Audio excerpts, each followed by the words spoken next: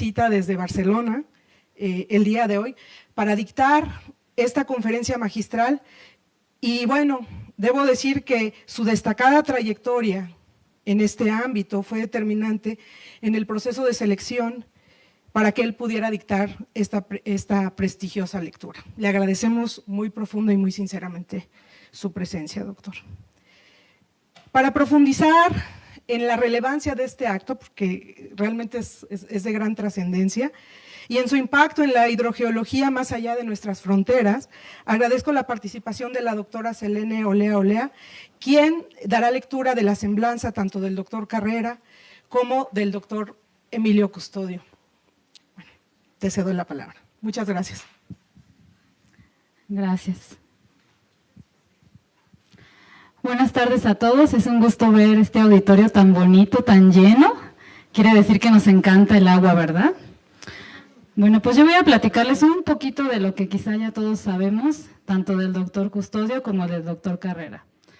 Bueno, el doctor Emilio Custodio lamentablemente falleció en el 2023 y fue un gran maestro de muchos hidrogeólogos en todo el mundo. Fue un mentor apasionado y generoso y jugó un papel destacado en el desarrollo de la hidrogeología a nivel nacional en España y a nivel mundial, y sobre todo en los países de habla hispana, gracias a que sus contribuciones estaban escritas en español. Su vocación como hidrogeólogo lo llevó a ser fundador del curso internacional de hidrogeología subterránea en Barcelona desde 1966, y él también fue director de este curso, ¿no? Creó el máster en hidrogeología subterránea y impulsó la necesidad de formar profesionales que fueran suficientes para realizar las tareas correspondientes a las necesidades de la hidrogeología. Entonces fue un visionario que se dio cuenta que no solo bastaba con ser un buen hidrogeólogo, sino que había que formar muchos hidrogeólogos. Ahora, lo que nos interesa a nosotros, ¿cómo fue su relación con México y con América Latina? ¿Y por qué nosotros estamos tan interesados en tener este evento en nuestro país? Bueno, él fue presidente de la Asociación Internacional de Hidrogeólogos y trabajó incansablemente para difundir esta asociación en América Latina. De hecho, promovió la organización del 33 Congreso de esta asociación que se llevó a cabo en México. Algunos de ustedes habrán asistido. Y también ha trabajado con América Latina, con países como México, Colombia, Costa Rica, y bueno, desarrolló muchas actividades de formación y desarrollo en la hidrogeología. Quiero decir que su legado en Iberoamérica es muy profundo y fue un gran mentor de muchos hidrogeólogos. Así que desde aquí pues lo estimamos mucho y honramos todo lo que él hizo por esta gran formación. Ahora quisiera hablar un poco del doctor Jesús Carrera, que varios ya conocemos, que tenemos el gusto de colaborar con él y nos honra muchísimo pues que esté aquí entre nosotros. Él es profesor e investigador en el Instituto de Diagnóstico Ambiental y de Estudios de Agua del Consejo Superior de Investigaciones Científicas en Barcelona. Es un hidrogeólogo especializado en modelación de aguas subterráneas y ha integrado muchos temas que tienen que ver con modelación matemática y numérica, y no solo eso, sino que lo ha llevado a la aplicación de problemas reales. Ya sabemos que es común, ¿no?, que hay matemáticos muy destacados y desarrollan muchos modelos y ahí se quedan, ¿no?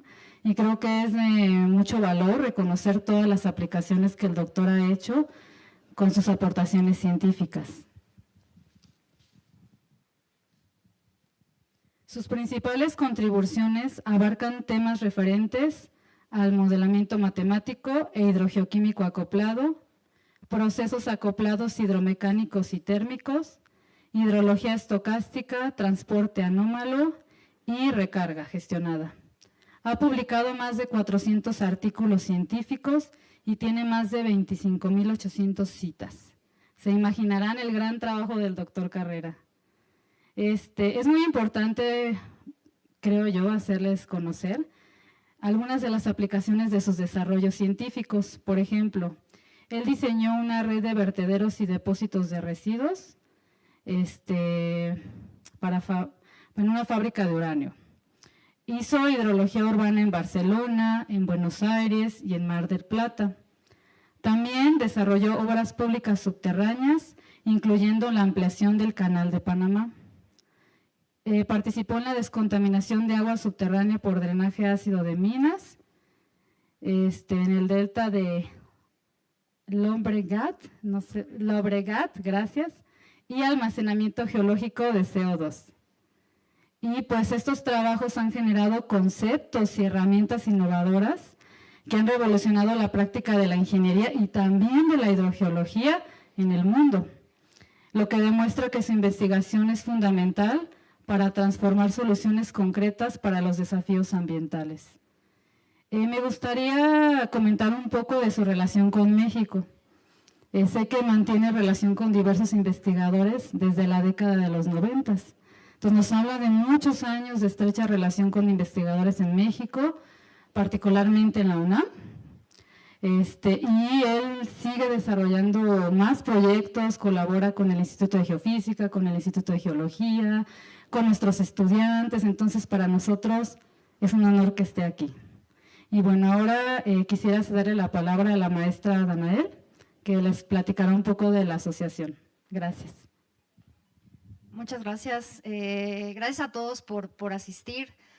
No me voy a demorar mucho, pero a nombre de la Asociación Internacional de Hidrogeólogos, como secretaria, pues les doy la bienvenida a la lección magistral Emilio Custodio, que es la primera edición. Esta iniciativa es del Grupo Español de la Asociación Internacional de Hidrogeólogos y es la primera lección que se hace. El capítulo México postulamos para ser nosotros los pioneros en esta serie de conferencias anuales que honran el trabajo del doctor Emilio Custodio. Entonces postulamos y fuimos los que afortunadamente logramos traernos a Jesús. Jesús compitió contra 14 muy fuertes contendientes hidrogeólogos, tanto de España como de otros países de América Latina, y bueno, fue el que quedó como primer ponente en esta lección magistral. Les agradecemos mucho su asistencia. Nos enorgullece mucho que se lleve a cabo aquí en la Ciudad de México, en la UNAM. El día de mañana será en el TEC de Monterrey, Campus Querétaro, y pasado mañana será en Monterrey, en la Universidad Autónoma de Nuevo León. Logramos llevarlo a 3 ciudades diferentes para intentar captar la mayor cantidad de estudiantes, profesores, investigadores y dedicados al agua subterránea. Nuestra misión en la asociación, que es una de las más importantes asociaciones que se encargan de difundir esta noble tarea noble tema del agua subterránea, es difundir. Nuestra tarea, y aquí en el capítulo mexicano, es difundir. Ya hemos organizado webinarios, recientemente hicimos el Hidrogeodía en Monterrey, Ensenada, en el CICESE, y también aquí en la Ciudad de México, a cargo de la coordinación con la doctora Selene Olea, aquí en el REPSA. Y nuestra tarea es continuar. La verdad es que el próximo año, en esta misma línea, en el 2027, tenemos ya organizado el Congreso Internacional de Aguas Subterráneas aquí en México. Claro, ha sido, si recuerdan, en años anteriores fue Suiza, Australia, este año es en Budapest, el siguiente es en Guadalajara. Entonces, igualmente participamos, nos postulamos como país con la IH Central, logramos traer el Congreso Internacional para acá, esperamos verlos. Sabemos que ahorita, pues la verdad, muchos ojos están puestos en México, porque estamos, no solo nosotros como mesa directiva, doctor Jürgen, yo y doctoras como Selene, que están siempre ayudándonos en cualquier evento, pero estamos haciendo un muy buen trabajo como membresía. Somos cerca de 100 miembros, varios que están aquí. Les agradecemos profundamente, y creo que este es un trabajo colectivo. Hay que hacer comunidad, les agradezco mucho. Doctora Graciela, también muchas gracias por su apoyo durante toda esta tarea.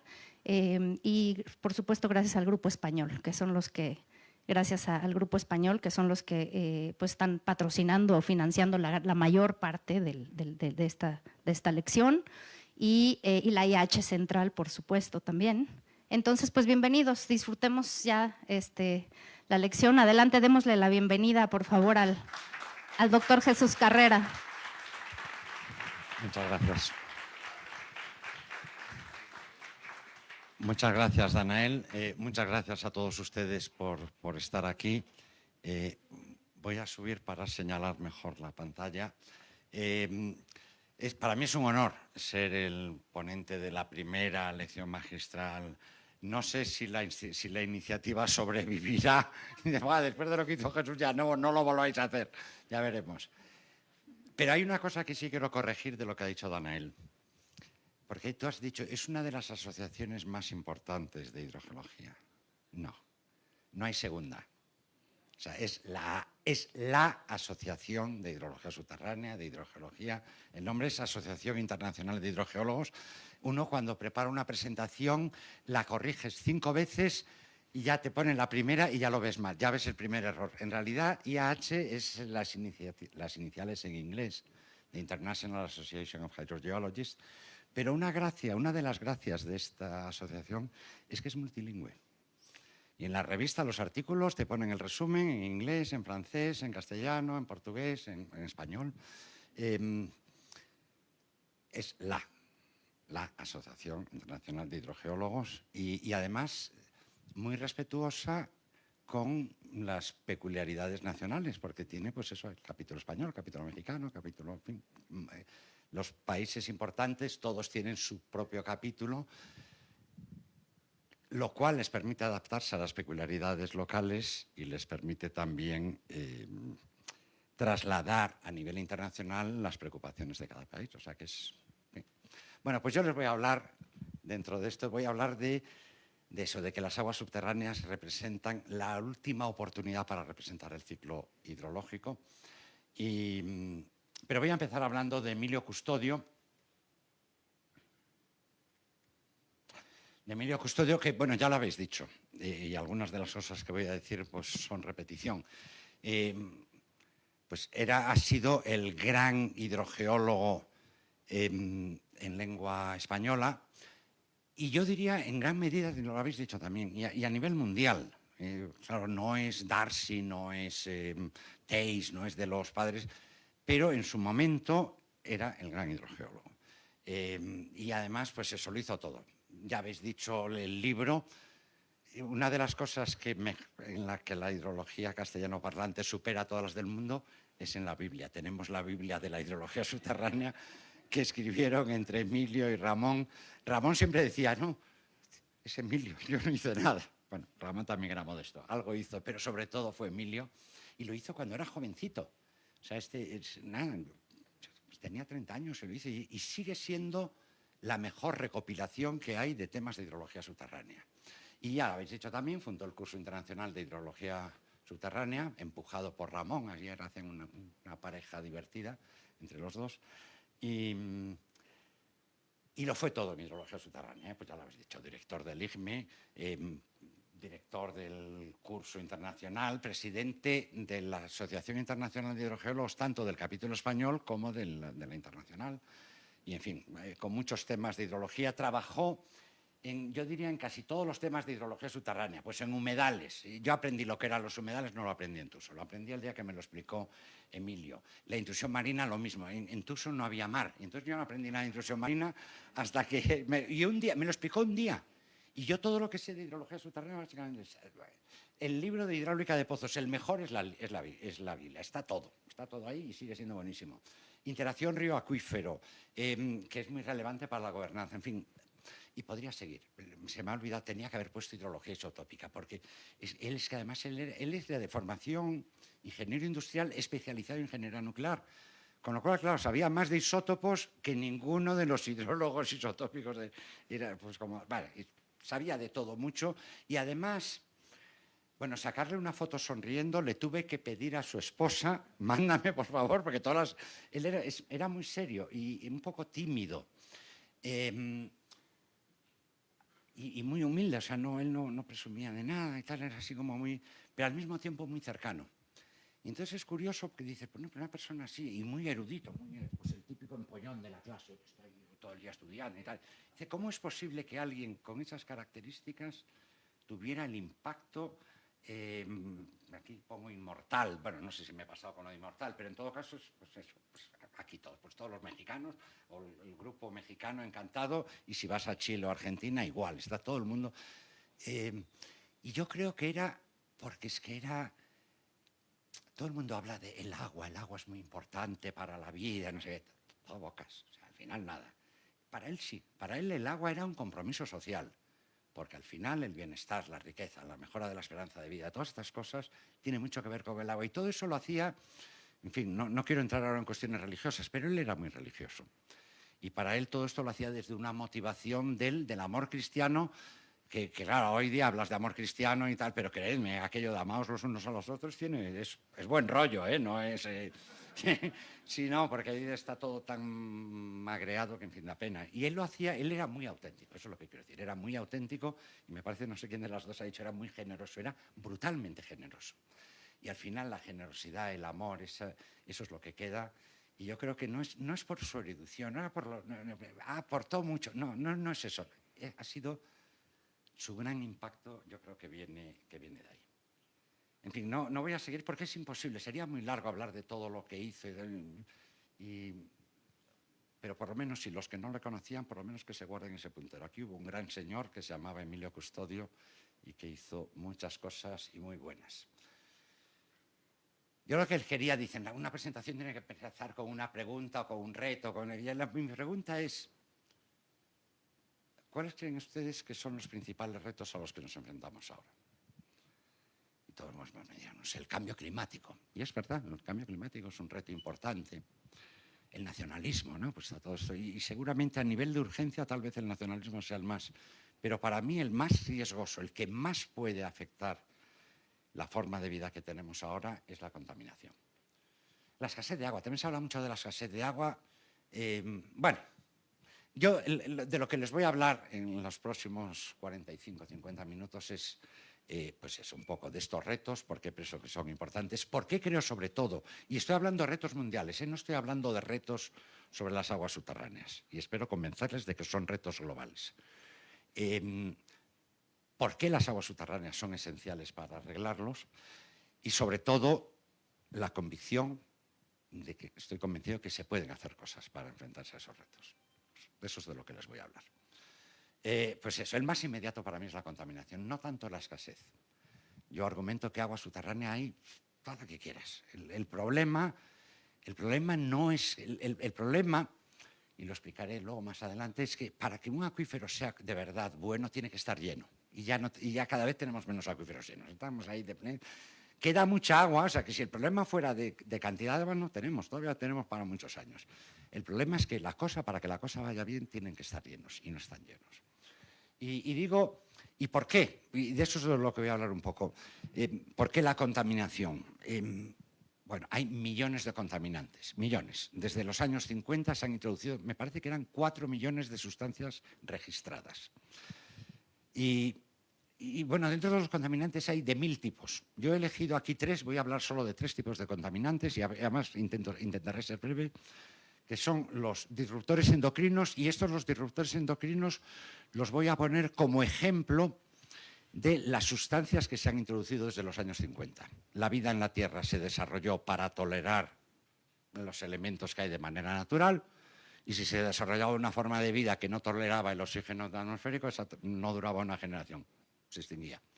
De manera que la vida en la Tierra ha evolucionado, los que han sobrevivido, nosotros y nuestros antecesores, porque aguantamos lo que hay en la Tierra. Y de pronto en los años 50 miden 4 millones de nuevas sustancias. La vida en la Tierra no ha evolucionado para tolerar esas sustancias. De esas, la inmensa mayoría son inertes, no hacen nada. Pero hay muchas que tienen unos impactos sobre la salud inesperables. Bueno, pues voy a hablar de unos de ellos, le llaman contaminantes emergentes, pues de un subconjunto de los emergentes que son los inhibidores endocrinos. Esto ya no son sustancias, la resistencia antimicrobiana, el hecho de que cada vez más los microorganismos, las bacterias, hay más bacterias resistentes a los antibióticos, lo cual es un problema, porque ahora te pones enfermo, vas al médico, el médico te da un antibiótico y asunto arreglado. Pero si te llega una gripe que resiste a todos los antibióticos, tienes un problema grave. Bueno, pues cada vez hay más de estos. Y eso también tiene que ver con nuestra actividad. Voy a hablar muy brevemente de la resistencia antimicrobiana y, por último, de uno de toda la vida, los nitratos. Este es de toda la vida, nada que ver con lo nuevo. Es el tema de contaminación en el que más he invertido y seguimos empeorando. Pues he elegido hablar solo de estos tres. Podría hablar de los otros millones que hay, pero vamos a elegir estos tres. Bueno, primero resistencia antimicrobiana. Bueno, los disruptores endocrinos. Bueno, los disruptores endocrinos son sustancias.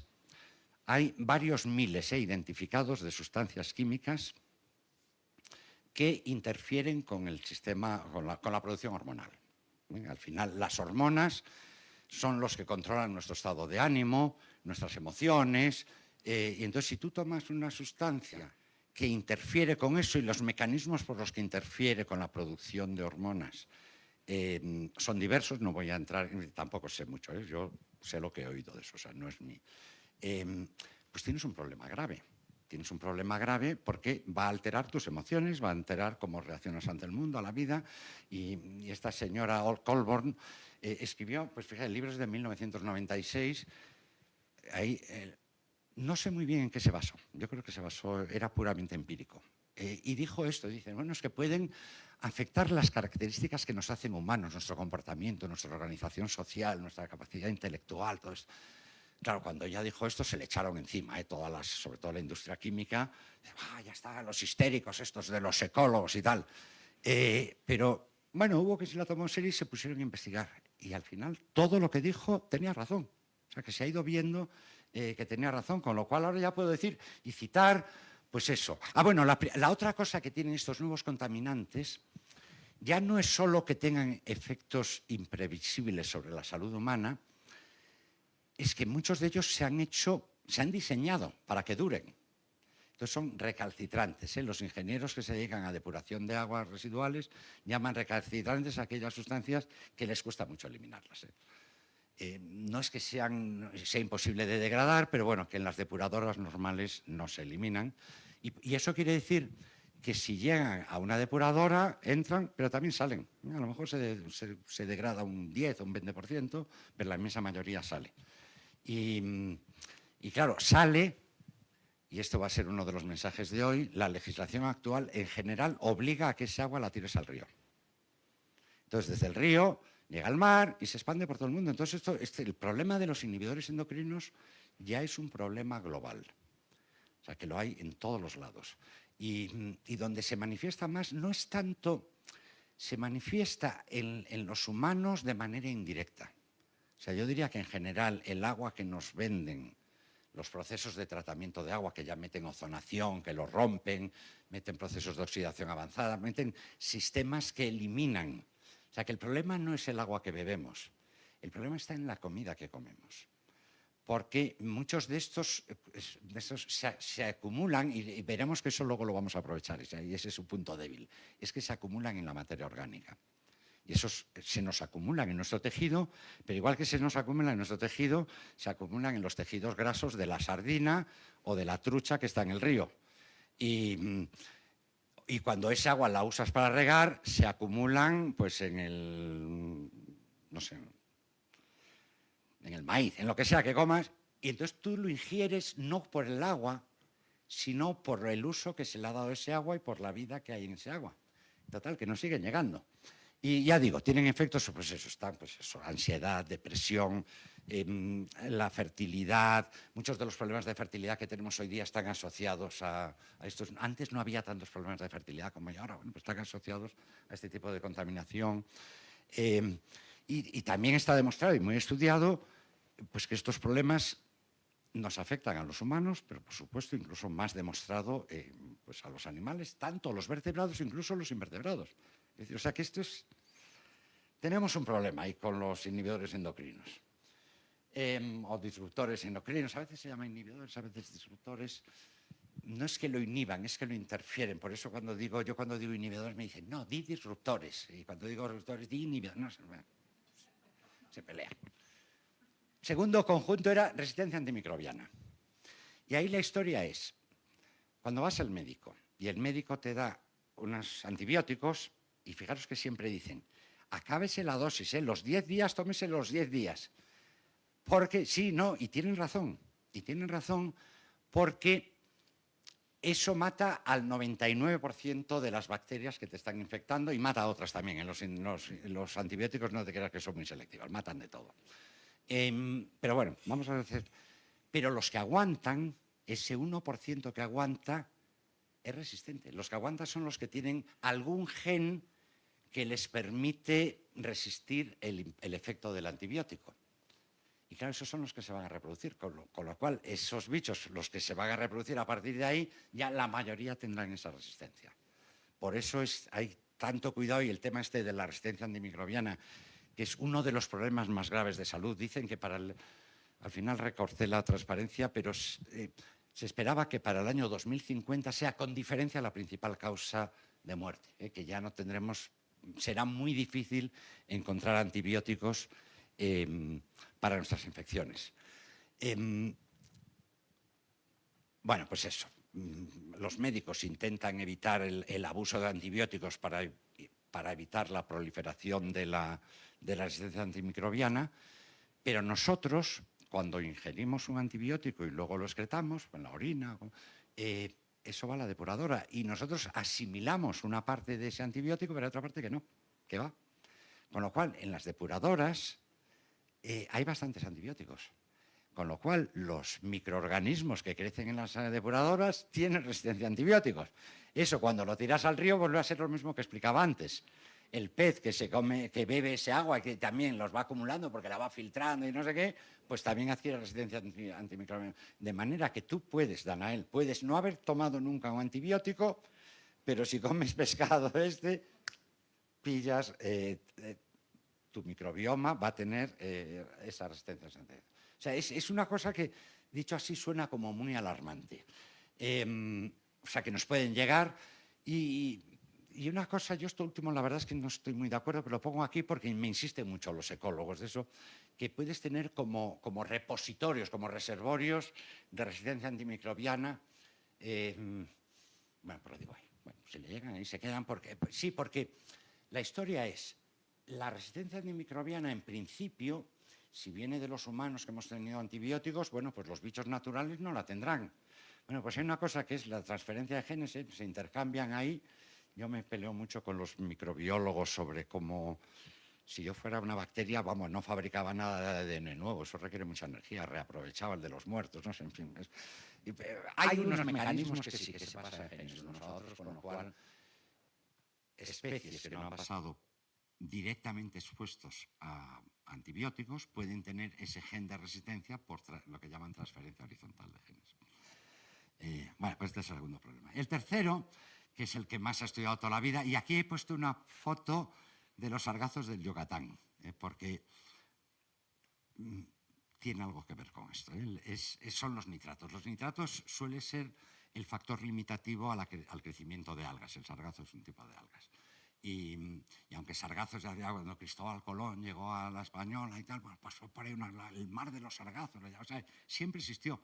El problema es que ahora, debido a la generalización del uso de fertilizantes y sobre todo en Brasil con la deforestación, en Nigeria pues está creciendo de forma exagerada y les está llegando al Yucatán y a Florida también. O sea que ya empieza a ser un problema también, aunque el nitrato parece que es como más inocente como contaminante, pues también afecta mucho. Y el problema es muy móvil, este no se retiene, no es como los otros que quedan, se retienen y tal, es absolutamente móvil, es persistente. Para eliminarlo tienes que llegar a condiciones muy reductoras, tienes que acabar con el oxígeno, o sea que en condiciones normales no se va a eliminar el nitrato. Estamos aquí con los institutos de Geología y de Geofísica trabajando en un proyecto de cómo eliminar el nitrato y es básicamente añadiéndole comida para consumir el oxígeno y que el nitrato se gaste oxidando ese carbono orgánico, ¿no? Pero el problema es cómo hacerlo en masa, porque el problema es que tenemos todos los acuíferos, o sea, son miles de millones, no, millones de metros cúbicos de agua que están contaminados con nitrato. O sea, y ese es el problema, que es la bomba de relojería, ¿no? Yo estudio la inmensa mayoría de las zonas no saturadas. Ahora estamos en el proyecto nos cuesta encontrar un sitio que haya alta contaminación por nitrato. Y digo, no, seguro que están todos. Lo que pasa es que está todo ahí en la zona no saturada, ¿no? Esto lo decía el dato que os di antes, lo decía Custodio. Dice, no, el problema es que el nivel del acuífero va bajando más rápido de lo que baja el nitrato de los fertilizantes. Y entonces, claro, al acuífero es que no le da tiempo a llegar. Esto es una carrera de sobreexplotación de acuífero y descenso de nivel, y la contaminación que va bajando más lentita, ¿no? Pues esa es la bomba de relojería. No es que sea brutalmente tóxico, pues el síndrome del bebé azul y hay una posible relación con el cáncer. El problema no es tanto de la toxicidad directa del nitrato, que además para eso tienes que ingerirlo mucho. Lo del bebé azul es solo durante los periodos de lactancia, que es, o sea, si alguno de ustedes tiene hijos y le va a dar de mamar, usen agua embotellada para tener seguridad que no tienen nitratos. Pero nada, no, quiero decir que no es un problema gravísimo sobre la salud humana. El problema es que cuando eso va a las masas de agua superficial, o al mar incluso, lo que decíamos de los sargazos, genera estas explosiones de crecimientos brutales de algas y que es tremendo. Yo suelo contar que yo antes, bueno, y todavía, yo vivo en Barcelona, pero soy gallego, ¿eh? Barcelona está en el extremo noreste de la península, y Galicia en el noroeste. Tengo que cruzar toda la península, 1.200 kilómetros, un día de viaje, 12 horas. En verano, porque vas en vacaciones en verano, un calor. Al principio, cuando lo hacía, hace 40 y tantos años, yo por el camino me paraba en algún sitio y me bañaba allí en el río, y luego seguía, pero pues vas un poco como paseando. Ahora, ya cuando mis hijos, cuando les intento, papá, esto es una guarrería, no me pidas que me meta ahí. Porque todo está eutrofizado, tengo que llegar a Galicia. Galicia sí, no, Galicia está bien. Pero durante todo el paso por la península no puedo. Todos los grandes embalses de todos los grandes ríos españoles están o bien eutrofizados o bien hipereutrofizados. O sea, es un problema tremendo. O sea, lo de las algas de los sargazos, para ustedes es esto. Para nosotros es eso, que todos los masas de agua superficial están hechos polvo. Y, insisto, la Directiva de Nitratos de la Unión Europea desde 1991, o sea, tiene 35 años. Y bueno, en algunos sitios locales han conseguido mejorar un poco, pero globalmente el problema va peor. O sea que, bueno, y las cassettes, claro, después de este panorama que les he pintado, digo, joder, lo de las cassettes no es nada. Y es verdad, yo creo que lo de las cassettes por sí mismo es menos problema, pero indirectamente también es un problema. Por eso digo, o sea, no es tanto. O sea, nosotros vemos un lecho así reseco. Esto es una foto, no le he puesto el título, del río Guadalquivir, que es uno de los grandes ríos españoles, que decían asomaba, era un río mágico porque desaparecía en karst y luego volvía a aparecer en los ojos del Guadiana. Ahora ya no vuelve a aparecer porque bombean tanto de ese acuífero, y este es el cauce del río Guadiana, ya ven, que da pena, ¿no? Pero en el acuífero sigue habiendo mucha agua y los agricultores siguen regando y además es que no lo van a dejar de hacer. O sea, el problema no es tanto que no haya agua como que ya no sale. Y eso es muy grave, porque para que el mundo funcione necesitamos que los acuíferos estén llenos. Y necesitamos que estén llenos no solo para hacer frente a las sequías, que van a ir aumentando con lo del cambio climático. Ya saben que de los cambios climáticos una de las predicciones que mejor se está verificando es el aumento de los eventos extremos en grandes avenidas y grandes inundaciones. La lluvia media no ha cambiado mucho. ¿Y por qué necesitamos que funcionen? Pues aquí le pongo, por eso, porque no es... ¿Cómo funcionan los ríos? Porque la gente, yo espero que ustedes no tanto, pero yo esperaba que hubiera aquí más estudiantes jóvenes, entonces decirle, no, los ríos no es un canal que circula, no. El cauce, lo que vemos del río, esa es la parte anecdótica, eso es lo bonito, pues y ahí es donde uno se baña, pues ya, yo me he bañado, por eso, es el agua que tú ves en la superficie. Pero la inmensa mayoría del agua del río, yo digo el 90%, es una generalización muy absurda, pero bueno, no está en el río. La inmensa mayoría está en el acuífero aluvial.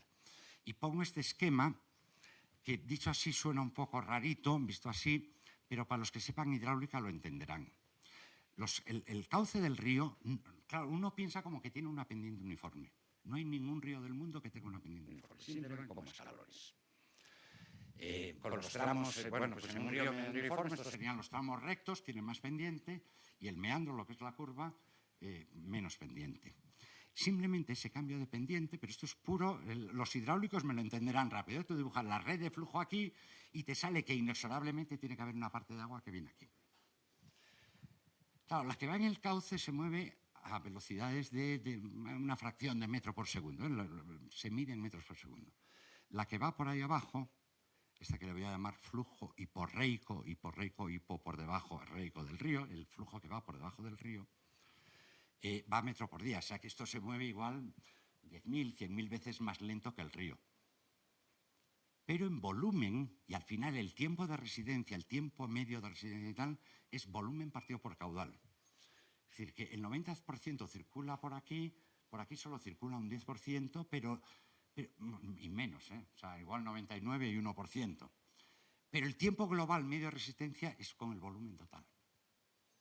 Y dices, no, pero si solo pasa el 1%, bueno, en 1% en este, otro 1% en este, otro 1%, cuando ya ha recorrido bastantes kilómetros, todas las gotas de agua se han pasado un ratito por ahí abajo. Y eso es muy importante, porque en ese tramo, en ese tiempo que pasan por ahí abajo, bueno, pues adquieren nutrientes, se vuelven anóxicas, pasa todo tipo de cosas, de manera que cuando vuelven al río, he dibujado estas elipses rojitas, el agua subálvea que vuelve al cauce superficial o el agua subterránea que sale y que se va mezclando. Todas estas mezclas provocan cantidad de reacciones. En estas elipses rojas es donde florecen la población del lecho del río, donde crecen los gusanitos, las larvas, que luego van a venir los peces que se van a comer. Les podría hablar de la vida sexual de los salmones y tiene mucho que ver con esto. Y depende de eso, o sea, toda la historia del funcionamiento del río requiere de este intercambio. Si no hubiera este intercambio, el río se convierte, pues eso, monoespecie, pierde toda la biodiversidad, se convierte en algo aburrido. Si baja el nivel, pues claro, los bosques de ribera, que es lo que los hace bonito, ¿no? Pues todos los árboles que hay alrededor del río, la gente dice, no, es que beben el agua del río, leches. Se llaman freatofitas. Freatofita quiere decir que se alimenta del nivel freático. Y entonces, aunque el río lleve agua, si el nivel freático está bajo, el bosque de ribera se seca, inexorablemente. Algunas veces hay acuíferos colgados, pero en condiciones normales, salvo que haya un acuífero colgado, se seca, ¿no? Y no hay nada que hacer. O sea, y eso es lo que digo aquí, ¿no? Que si un río no está conectado a soluvial, lo digo, yo tenía el decálogo todo con 10 pareados de estos. Y uno de ellos era, si un río no está conectado a soluvial, no es un río, es un canal. Y decirle a un río que es un canal es como decirle, pues eso, que es estéril. Y es que es estéril desde el punto de vista de producción de vida, no sirve para nada. Y todo eso pasa cuando bombeamos mucho, bajamos el nivel y entonces ya este retorno al río, este intercambio hiporreico, se pierde. Y se pierde, pues eso, todas las funcionalidades del cauce y también las de la ribera, porque el bosque de ribera también se va, o sea que pues se pierde. Y el río, pues eso, se convierte en un canal, pues eso, o sea, el río si no está conectado y se desconecta cuando baja el nivel del acuífero. Por eso yo digo que los acuíferos tienen que estar llenos. Para que los ríos funcionen bien, no basta con que tenga agua en el acuífero, no, tiene que estar bien altito para poder mantener este intercambio. Si no, pues el río pasa a ser esto, es un canal, entonces sí que es un canal y además ya le construimos en forma de canal para que cuando haya una avenida nos desagüe y cuando no haya avenida va cargado de aguas residuales. Eso no es un río, eso es una cochinada. En fin, ya no me voy a enrollar mucho con los lagos y humedales, pero pasa lo mismo. No todos, pero el 95% de los humedales requieren que haya una conexión con el acuífero. Y aquí les pongo un caso de lagunas que son 100% de agua freática. Es decir, lo normal es que los lagos y las humedales tienen aportación de ríos y aportación subterránea, tienen los dos. y luego incluso a lo mejor tienen una salida del río y también tienen salida de agua subterránea. Al final es un equilibrio. De hecho, la superficie que ocupa el lago es la necesaria para evaporar el agua que le sobra. O sea, que esto es un ejercicio que pongo en clase, les digo el balance, ¿qué superficie tiene el lago? Porque es simplemente decir, bueno, pues el caudal que se te escapa dividido entre la tasa de evaporación, 1 metro año. Claro, cuando bajamos el nivel freático, pues el humedal desaparece y tal. El mensaje que quiero transmitir... ¿Y por qué bajan los niveles? Es el cambio climático, ¿eh? Pues no hay nada que hacer. Esto es culpa de los consumos de energía, los fueles, los combustibles fósiles, los gases de efecto invernadero. Y un poco sí, un poco. Pero la inmensa mayoría no. La mayoría es por sobreexplotación. Bombeamos tanta agua que rebajamos el nivel y ya no queda agua que sobre para que salga a alimentar los ecosistemas acuáticos. Y este es un estudio que hizo Emilio. Este es pone por ahí la fecha, 2017, o sea que... Y yo les aconsejo, yo creo que tengo ahí las referencias, son estudios súper completos. Tiene uno de gestión de agua, otro de intrusión marina, bueno, pues que son como lo hacía todo Emilio, ¿eh? Un auténtico tocho del demendo, o sea, no te lo puedes leer, lo tienes que usar como libro de consulta, o sea, para leer es aburrido, pero está todo. Y esta fue una figura que me llamó la atención, yo me lo miré así rápido y digo, concho, que recopiló Emilio en el río Júcar, fíjense, en el eje horizontal esto va desde 1945 hasta 1995, o sea, 50 años, la segunda mitad del siglo XX, y es el caudal, son valores anuales, el caudal que que gana el río Júcar en el tramo de un acuífero de la Mancha Oriental en hectómetros cúbicos año. Estos son millones de metros cúbicos al año, ya ven, fluctúa, pues años secos, años húmedos, periodo de sequía, pero en torno a 400.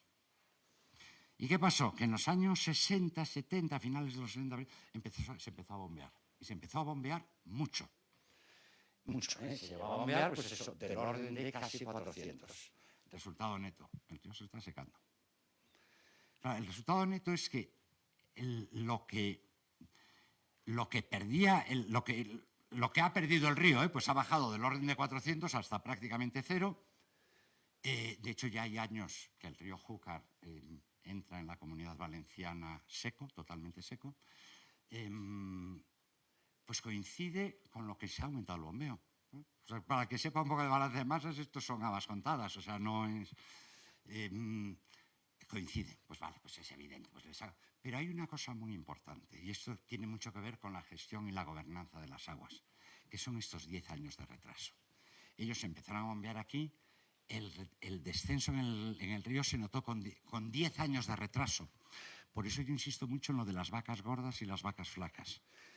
No va a dejar de llover. Lo que pasa es que va a llover de forma muy acusada. Va a haber una avenida del carajo de la vela. Más te vale aprovecharla. Porque si no, vale, o sea, tiene mucho, esto es muy importante para la gestión de... Ahí lo dejo de momento para no...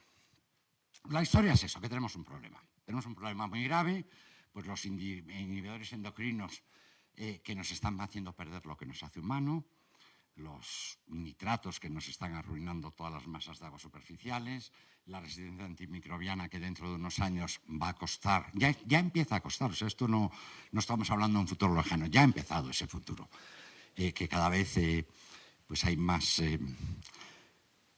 infecciones, resistencias a los antibióticos. Y pues eso, en muchos sitios las masas están, dicho así parece, esto es apocalíptico, y hasta aquí ya vienen los ecólogos diciéndonos que el mundo se va a acabar mañana. Yo digo, no, la historia, lo importante, esto es un reto. Y los retos ahora se convierten en cosas para todos poner cara de póker y ponernos muy preocupados. Uy, el cambio climático es un problema muy serio, vale. Joder, pues sí, tienes razón. No, coño, podemos hacer algo, la historia es si podemos hacer algo. Y yo, o le vamos a echar la culpa a los políticos, ¿no? Porque no, estos son los políticos que son una panda de cabras. Y yo argumento, y es de que sí, se pueden hacer cosas y hay precedentes en positivo, pues el agujero de ozono, acuérdense, el agujero de ozono hace unos 8 años, esto va a ser un problema gravísimo, todos los del hemisferio sur van a acabar con gas de hervir, se resolvió. La de las enfermedades infecciosas también se resolvió precisamente con los antibióticos. Esto pasa mucho, que resuelves un problema y creas otro. No, yo digo que el ámbito en el que yo me muevo, mis antecesores, tanto hidrólogos como ingenieros, resolvieron dos gravísimos problemas. Uno se lo voy a explicar ahora. Y el otro fue el de las hambrunas, que gracias al regadío, bueno, los agrónomos también tuvieron que ver, pues gracias al regadío, pues la gente dejó de morirse tanto de hambre. Hoy día la esperanza de vida en todos los países está en torno a 70 años. Pero antes, fíjense, en el siglo XIX, la esperanza de vida de las mujeres francesas, esto no tiene nada que ver con el Me Too, o con la igualdad de derechos, esto tiene que ver que los datos estadísticos de las mujeres eran más porque no iban a la guerra, entonces los soldados, bueno, claro, los hombres morían muy jóvenes porque se morían en la guerra, las mujeres también se morían, pero menos. Y entonces, bueno, en todo caso, el estudio se hizo con los datos de la esperanza de vida al nacer de las mujeres francesas, y el azul es en toda Francia y los colores son en las grandes ciudades. Y ya ven que en las grandes ciudades la esperanza de vida era 30 y pocos años, 32, 33. Que dicho así, qué exageración. En Barcelona era 26 años. Y hay un estudio extraordinario de Engels, Engels en el Manifiesto Comunista. Yo creo que se hizo comunista estudiando estos datos en Inglaterra. Y es lo mismo. O sea, sobre todo para él era la clase proletaria, fatal. O sea, esperanzas de vida muy por debajo de los 30 años, o un poco por debajo de los 30 años. En los barrios proletarios, en los barrios ricos tenían 50 y tantos, 60. O sea que es... ¿A qué me acerco? Sí, perdón. Entonces, pues ¿qué hicieron? Pues hay otro reto, pero ahí no hacían retos, ahí tenían problemas y los resolvían. Y lo que hicieron fue ponerse a filtrar el agua. Empezaron a filtrar el agua y empezaron a filtrar, la verdad es que habían empezado unos años antes aquí en Escocia, en 1828, pero ya cuando ya dijo, oye, que esto funciona, no sé qué, pues ya enseguida en Francia empezaron, en Lyon empezaron en 1868, ya es la línea de color lila, enseguida empezó a subir, en París empezaron un poco más tarde, también empezaron, los pobres marselleses, porque la gente dice, no, eso fue la esperanza, subió por la higiene, por el avance de la medicina y tal, no, porque los marselleses, que empezaron a filtrar mucho más tarde y se mantuvieron entre los 30, 35 años hasta finales, hasta 1890, que fue cuando ya empezaron a filtrar enseguida. La cloración empezó más tarde. O sea, fue solo la filtración, simplemente quitar los organismos patógenos de los... Y fíjense, sí, Rocío, no digas que sí, porque ahora sabemos que quitaban los organismos patógenos, pero Pasteur, la teoría de los genes, es de 1876. Es decir, empezaron a hacerlo sin saber muy bien qué hacían. O sea, si quieren decir, fue un poco de casualidad, un poco de casualidad. Ellos veían que ese agua turbia, esto no tenía buena pinta. Pues vamos a quitarle la turbidez. Y claro, de paso quitaban los organismos, pero ellos no sabían que estaban quitando organismos patógenos. O sea, fue una cosa un poco a ciegas. Y yo digo, es una de las mejores aportaciones a la humanidad de un colectivo. O sea, cuando miras a la mejora del bienestar de un colectivo, pues fueron los que empezaron a hacer esto. O sea, que sí se pueden hacer cosas, o sea, que no os digan que no se puede. Lo digo porque los creadores de opinión pública, esto no se puede hacer nada. Y como hay intereses económicos en que no se haga nada, pues no se hace nada. Porque nos convencen y digo, no dejéis que os lo digan eso. Porque hay dos cosas que se pueden hacer.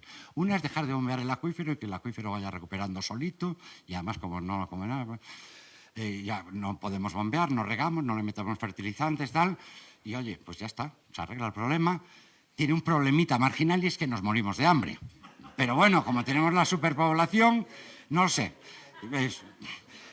Claro, la otra opción, y esa es la que le voy a defender yo, y es el papel de los hidrólogos subterráneos, de los hidrogeólogos, es la recarga gestionada de acuíferos. Es decir, vale, pues tenemos los niveles bajos porque entra poca agua. Bueno, pues favorezcamos que entra más agua, y eso que llamamos recarga gestionada de acuífero, con lo cual conseguiremos reponer las masas de agua superficial, los ecosistemas acuáticos, y mirémoslo desde un punto de vista egoísta, y todos los servicios ecosistémicos que nos dan, los procesos naturales de eliminación de todos estos contaminantes.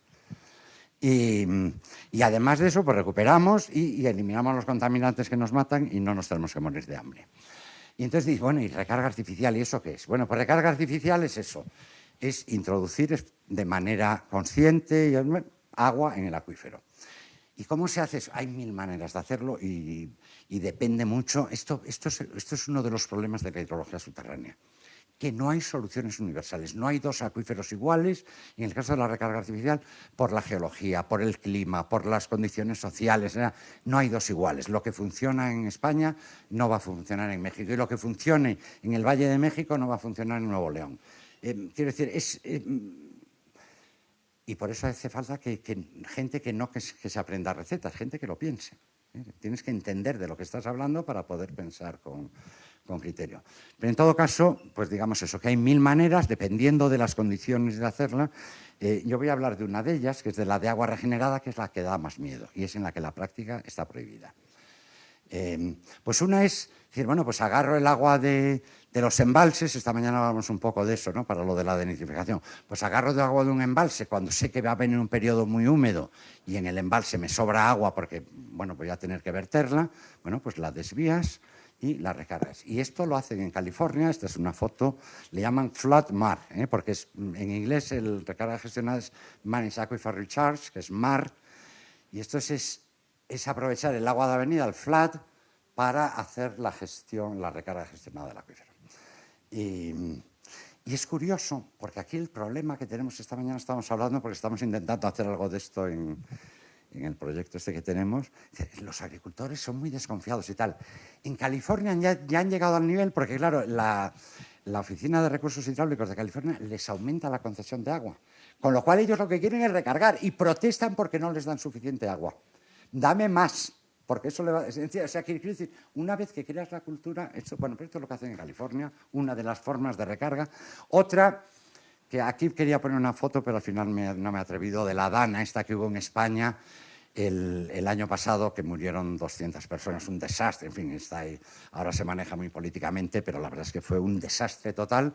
Digo, si ese agua o una fracción de ese agua lo hubieran usado para recarga artificial, pues ganabas dos cosas. Ganabas recursos de agua y disminuías en los daños y los impactos. Bueno, en fin, yo no me quiero poner demagógico de que no los 200 muertos, pero es seguro. O sea, algo vas a reducir ese impacto. Y lo que pasa es que es muy difícil de hacer, porque cuando viene una avenida, hay un dicho en catalán que cuando viene la avenida lo único que puedes hacer es mirar, no puedes hacer nada. Y yo digo, bueno, sí, pero si lo haces, si lo pillas en cabecera y tal, María Alberto, no sé si no te he visto, María Alberto, igual María Alberto aprende a cómo hacerlo y nos lo enseña a todos cómo hacerlo. Y hay intentos, o sea, que algo de intento hay, pero básicamente la filosofía es tienes que derivar el agua arriba cuando todavía aquello lo puedes gestionar un poco y favorecer que se te infiltre en sitios que no estén inundados y que tengan capacidad de infiltración, que son pues básicamente en bosques. Una que hacemos en Barcelona en Barcelona tenemos un problema grave de intrusión marina, es decir, que el agua de mar se nos cuela por el acuífero y nos saliniza los pozos, y entonces lo que hacemos ahí pues es una línea de pozos, una barrera, se llama barrera hidráulica de pozos, que inyectas agua en esos pozos para mantener fuera el agua de mar. Y dicho así, la gente dice, oh, pues qué tontería, para eso pues no la inyectes, métela en la boca.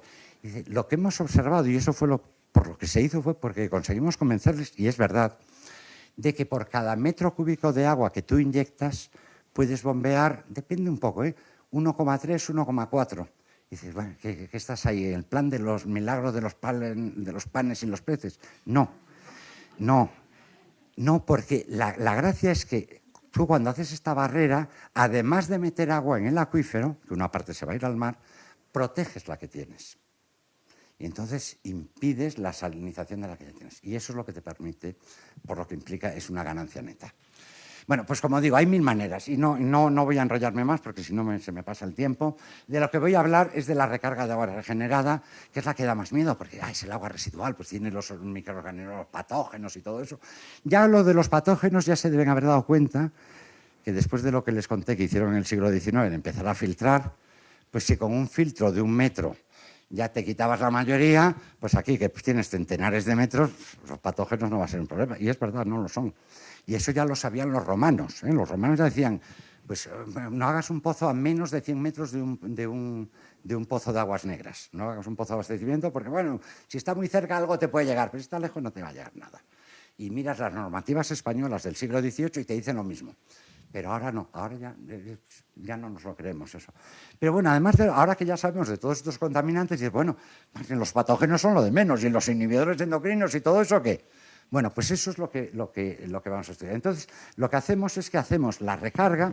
La recarga básicamente es agarrar el agua de la planta de tratamiento de aguas residuales y echarla sobre unas balsas, le llamamos balsas, como unos superficie inundable que inunda si ese agua se infiltra.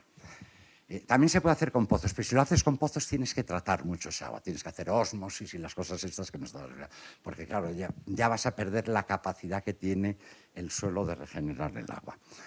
Entonces, yo de la que voy a hablar es de la que haces en superficie. Y bueno, pues eso, lo haces en superficie. Decía, nosotros le ponemos una capa reactiva, que dicho así queda muy fino, a ustedes, como son hidrogeólogos, se lo voy a compartir, pero por favor que no salga de aquí. La receta de esta capa reactiva es lo que hacían los romanos. Es decir, que no estamos inventando nada nuevo, pues que pones ahí palos, piedras, le añadimos un poquitín de arcilla de polvo, porque bueno, hay cosas que se pegan a la arcilla, y bueno, y óxido de hierro, pero bueno, tampoco es... Y entonces le metemos esa capa reactiva. Lo que sí es original nuestro y va en contra de lo que dice, es que dejamos crecer las plantas. Las plantas nos ayudan mucho y luego verán por qué. Y luego echamos el agua, pues no sabemos. Yo les voy a hablar de una tecnología que está en desarrollo, de conceptos que están en desarrollo. Lo digo porque voy a ser muy triunfalista, pero antes quiero empezar con un disclaimer, decir, esto no es una tecnología establecida, ¿eh? Esto hay mucho trabajo por hacer. Para hacerlo. Entonces, lo digo porque una de las cosas que todavía no tengo muy clara es cómo meter el agua, cómo inundar esto. En alguna de las fotos verán que la metíamos por una cascada, pero eso al final no iba muy bien. Ahora estamos con la idea de que sea muy horizontalito y meterlo por tuberías, que cada una con su chorrito. Y no lo sé, no estoy seguro. Lo digo porque esta es la tubería que saca el agua de la depuradora. Literalmente esta es la salida de la depuradora y es una tubería que le has hecho unos agujeros y el v cuadrado partido, esa altura es el v cuadrado partido por 2g de la... En fin. Bueno, pues la hacemos con una capa reactiva. Aquí hay una foto de la construcción de la capa reactiva, o sea que hay que hacer una pequeña obra de excavar y luego rellenar con esta mezcla de madera y de tal. Pero los experimentos que les voy a explicar los hicimos en una planta piloto.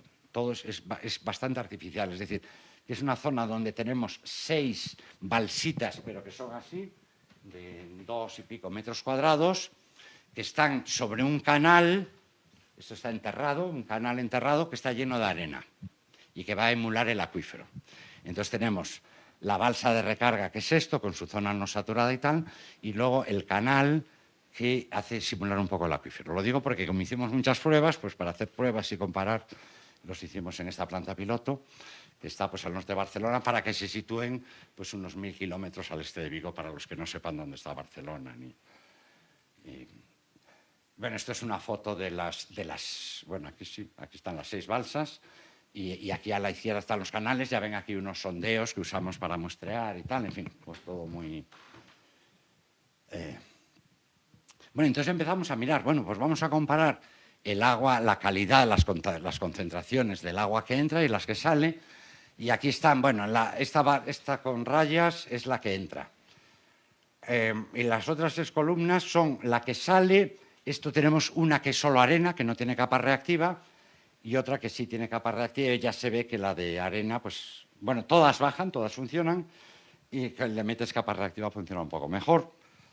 Y que eliminas bastante bien la contaminación, pero no totalmente. O sea, si pongo los mismos datos en forma de eliminación, o sea, con porcentaje de lo que he bajado respecto a lo que ha entrado, pues ya veis, estamos 80-90%. En abril, por no sé por qué, de los parabenes, pues eliminamos prácticamente el 100%. Pero les voy a pedir que se queden con este número de los filtros ultravioleta, que en marzo como el 50% y en abril menos. En los filtros ultravioleta son estos que se ponen para que no quemarse al sol y que tienen impacto ambiental sobre los corales. Los corales pierden su color, tienen un poquitín de efecto. pierden su color en concentraciones de picogramo por litro. O sea, es ridículo. Porque yo cuando me empezaron, bueno, pues esto, joder, en el mar se diluye tanto que no va a tener ningún impacto, eso van a ser picogramos por litro. Y dice, sí, son picogramos por litro, pero eso es suficiente para que los corales no pierdan su... O sea que, en fin, una de las investigadores de nuestro grupo, con otros, han conseguido que se empiecen a prohibir los filtros solares en muchas playas, sobre todo del Pacífico. Bueno, esto los filtros. Los patógenos. Los patógenos, esto ya se sabía de siempre. Te bajan, en los 15 metros que tiene nuestro acuífero, te están bajando pues, los coliformes totales en 3 órdenes de magnitud. Es decir, por cada 1000 que te entra, sale uno, o que eliminas el 99,9% de coliformes totales. De Escherichia coli, que es siempre el malo de la película, eliminas el 99,999%. Y digo, oh, qué éxito. Bueno, hay que eliminar más. Y de hecho, ahora ya lo que ya sabemos ahora, estos son datos antiguos, esto era del 2018, es que estos que mides aquí no son humanos, son Escherichia coli. Bueno, no sería Escherichia coli en su estricto, pero con el sistema de cultivo que tienen, los cuenta como Escherichia coli, son Escherichia, pero no coli. Son naturales, digamos. O sea que, bueno, eliminamos casi todo. Los genes de resistencia a antibióticos. Pues allí pues, trabajamos con microbiólogos que sacan las muestras, sacan los bichos y empiezan a contar genes de resistencia a antibióticos. Y aquí está expresado todo lo que sale como porcentaje de lo que entra. O sea que la barra azul, que está al 100%, esto es lo que entra a la depuradora. Lo que les decía, la depuradora elimina muy poco, de algunos más que de otros, porque en la depuradora llegan antibióticos. Y como llegan antibióticos, esto los tenemos publicados, se los digo por si queréis. Bueno, y por supuesto os podéis quedar con este PowerPoint. Pero ya que salgan de la barrera prácticamente, bueno, pues aquí esta es la resistencia a la tetraciclina. Pues aquí hubo uno que sí, que nos salió un poco. Hay un elemento, y esto también hay que tener cuidado, que hay un elemento, todo esto son procesos naturales, y yo qué sé, pues a lo mejor ahí hubo mucho calor y se nos murieron los bichos o los biofilms donde se quedaban retenidas las bacterias que tenían la resistencia a la tetraciclina, y ahí salió un poquitín, pero bueno, a ver, un poquitín. 0,2%. Esto es literalmente 0,2%, o sea que no es... nosotros lo que garantizamos es el del 95%. Insisto, estos son datos también del 2018-2019. Luego les enseñaré posteriores, que esto va mejorando, es que lo bueno es que esto mejora. Y las plantas también nos ayudan. Bueno, no sabemos muy bien, ya digo que esto estamos aprendiendo y no hemos conseguido trabajar con botánicos que nos sepan explicar por qué. El hecho es que las plantas mejoran mucho. Conjeturas, bueno, pues por el microbioma que generan las raíces alrededor de la propia raíz. Mejoran la eficiencia del tratamiento, o sea que cuando teníamos unos implantes que funcionaban peor que los demás, y además mejoran el funcionamiento, porque no se colmata. Y que yo lo atribuyo a que las raíces y los tallos pues, te mantienen aquello abierto. Con lo cual, desde el punto de vista de operación de una depuradora, es factible. Esto es yo lo vendo como tratamiento cuaternario, porque y ahora os intentaré convencer de por qué chicas, podéis beber este agua. Bueno, ¿por qué mejora tanto la calidad del agua durante la recarga? Y bueno, el primer mecanismo, ya lo he dicho, la filtración. Y eso lo sabían desde el siglo XIX, o sea, no hemos inventado nada. Luego las plantas. Las plantas absorben, aumentan la diversidad microbiana, estabilizan el suelo, reducen la... En fin, todo hacen cosas buenas. Y luego está la retención, y este es curioso, porque sobre todo para los contaminantes que actúan por acumulación, que son los contaminantes de la toxicidad crónica, que dicen, no es que te mueras porque te metes un poco, es porque te mueres porque te pasas 10 años tomándote eso. Y entonces lo que te mata es que lo vas acumulando, ese contaminante lo vas acumulando.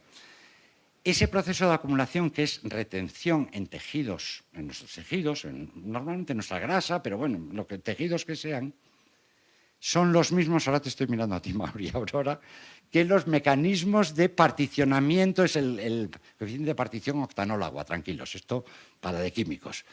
de particionamiento de un compuesto. Hay compuestos que son más lipofílicos, tienen este coeficiente de particionamiento más alto y por lo tanto tienden a acumularse en la materia orgánica de nuestra barrera. O sea que lo de los romanos, que no sabían nada de química, pero supongo que empíricamente ya lo hacían bien y nosotros como les hemos copiado, pues también nos va bien. Eso es lo de la retención. Y es que además la gracia, y esto ya es el colmo, es que los bichos, los microorganismos no están flotando por ahí. Los bichos están en biopelículas que están ahí. O sea, donde está la capa orgánica que retiene los...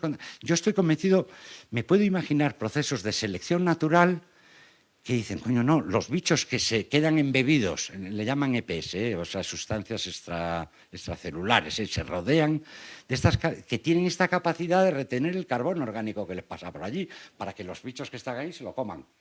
Pero claro, comerse ese carbono orgánico es eliminar los contaminantes que nos matan a nosotros. O sea que, joder, es que bueno, si lo hubiéramos diseñado no habría salido mejor. En fin. La otra forma de verlo, esto ya más para el que no quiera entrar en los mecanismos de detalle de cómo pasa esto, es, a ver, toda la superficie reactiva del mundo está bajo tierra. Toda. O sea, el 99,9999% está ahí. Toda. El tiempo, claro, en una depuradora, el tiempo de residencia del agua en una depuradora puede ser unas 18 horas de media, vamos a poner, en una planta de tratamiento de aguas residuales. Claro, aquí son semanas, años. O sea que en nuestra planta, que claro, es una experiencia piloto, son 15 días. Pero claro, ese 15 días es 20 veces más o 50 veces más de lo que se pasa en una depuradora. O sea que es... no, 20 veces más, no, que no me pasó. Pues eso, tiene toda la superficie del medio. Y además tenemos el otro dato es ese, en una cucharita de suelo hay más microorganismos que humanos en la Tierra. Es decir, que...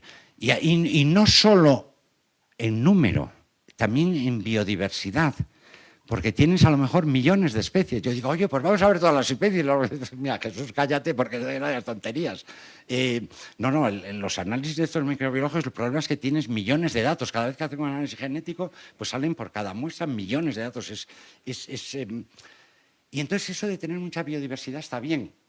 Porque si se dan las condiciones para que tú elimines un contaminante, tú eres la que crece. Con lo cual me vas a dar el servicio de eliminar ese contaminante.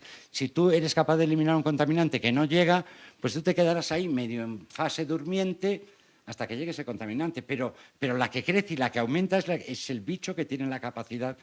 Y eso, bueno, pues eso también lo hemos podido demostrar y es lo que les quería contar aquí. O sea, el primer mecanismo, la filtración, ya no cuento más. El segundo es esto que decía del particionamiento, y aquí este es un experimento que hicimos y lo hicimos con la BP3, porque con la BP3 es el benzofenona 3, es uno de estos filtros solares. Tiene una vida media de 26 años.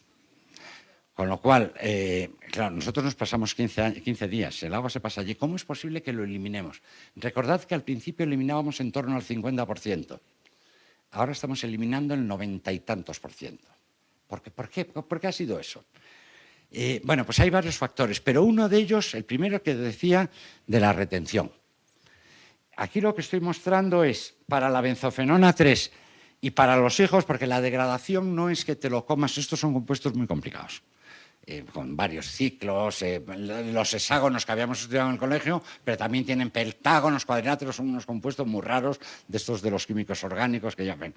Entonces, claro, degradarlos no es tan fácil, pues tiene que haber un bicho que lo corte, otro que lo... En fin, es todo el biofilm es toda una película, no es que estés tú allí sola comiéndote el bicho, es que Danael te lo ha partido y ella lo ha podido partir porque antes Selene le ha quitado la toxicidad.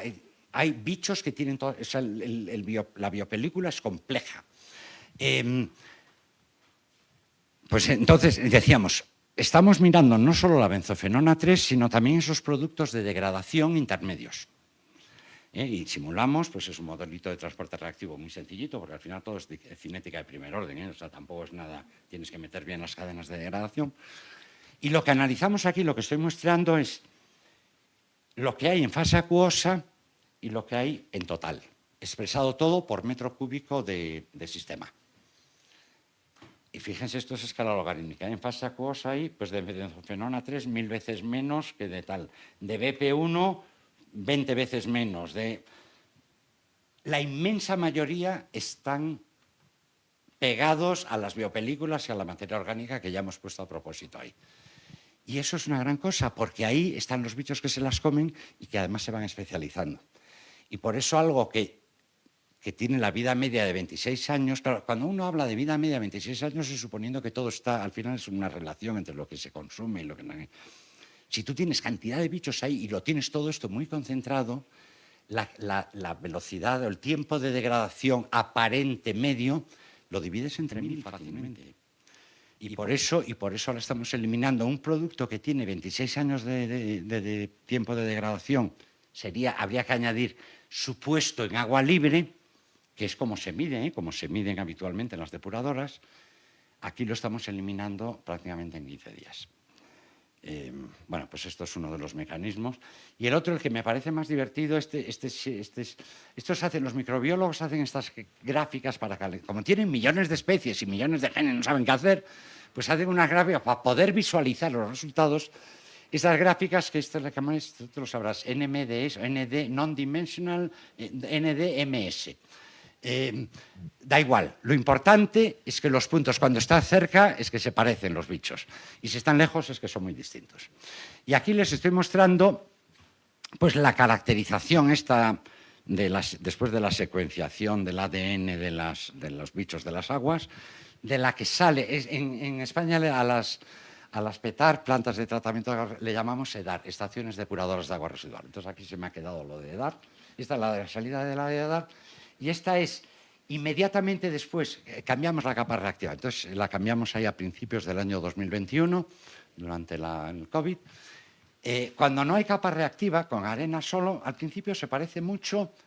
Ya cuando le metes la parte reactiva, esto es a 20 centímetros. Ya ha variado cantidad. O sea, ha recorrido esto y la población microbiana ya no se parece en nada. Pero esto al cabo de un año. Si seguimos... Eso en el 2021. En el 2022, al cabo de un año, era esto. Se había ido cantidad. Y se sigue yendo. Y eso se refleja. Dices, pues mira, qué curiosidad, pues ahora tienes bichos distintos. ¿Y eso qué más me da? Es que eso se refleja en que la toxicidad baja radicalmente. Estos animales de microbiólogos agarran embriones de peces cebra y los exponen a estas aguas.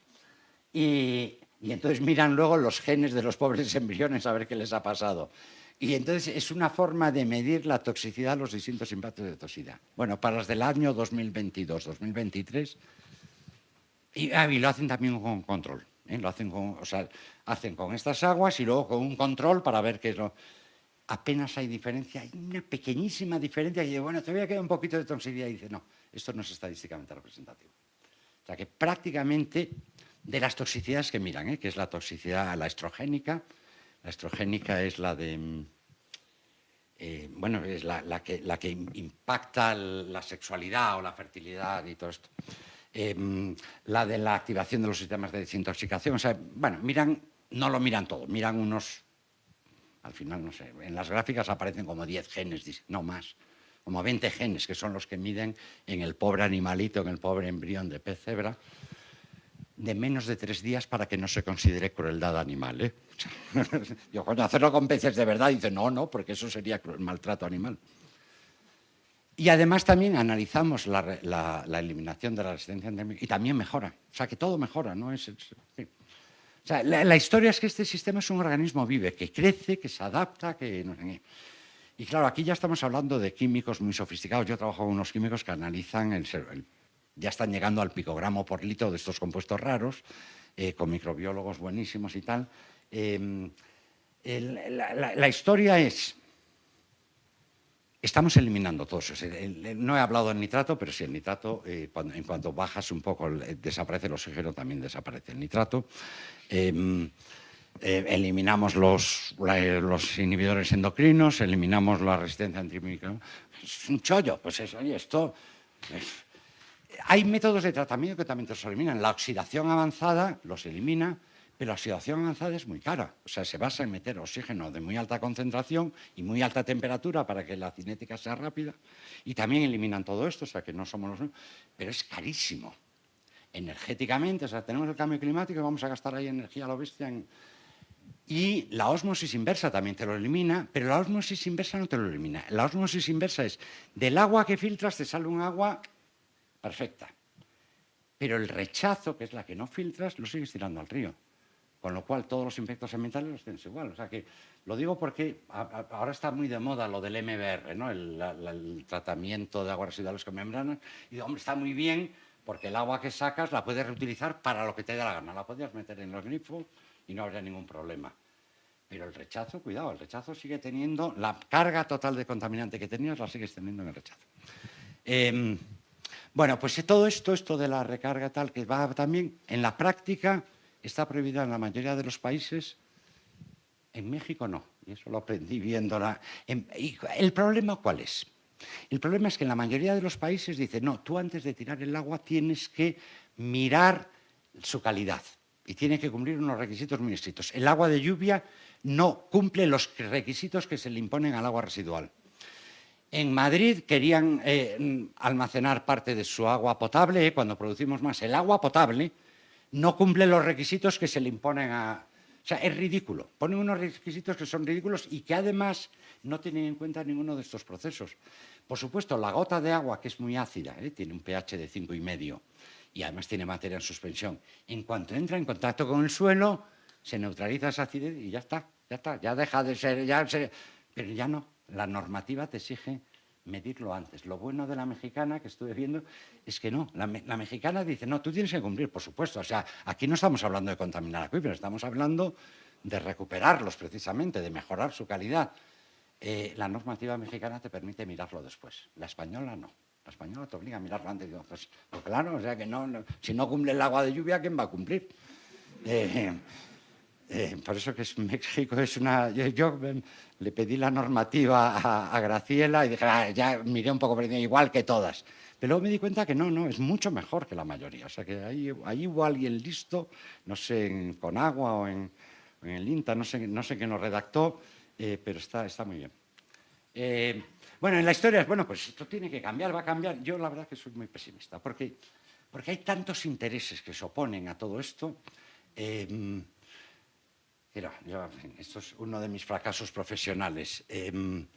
Pero en la realidad hay una frase de Max Planck que yo creo que describe la situación, y es que las nuevas verdades, los nuevos paradigmas no triunfan porque convenzas al otro. O sea, en España, Barcelona, Real Madrid. Si yo soy del Barça, pues se puede demostrar que han estado comprando árbitros, que no me voy a hacer del Madrid, sea lo que sea, porque es parte de mi...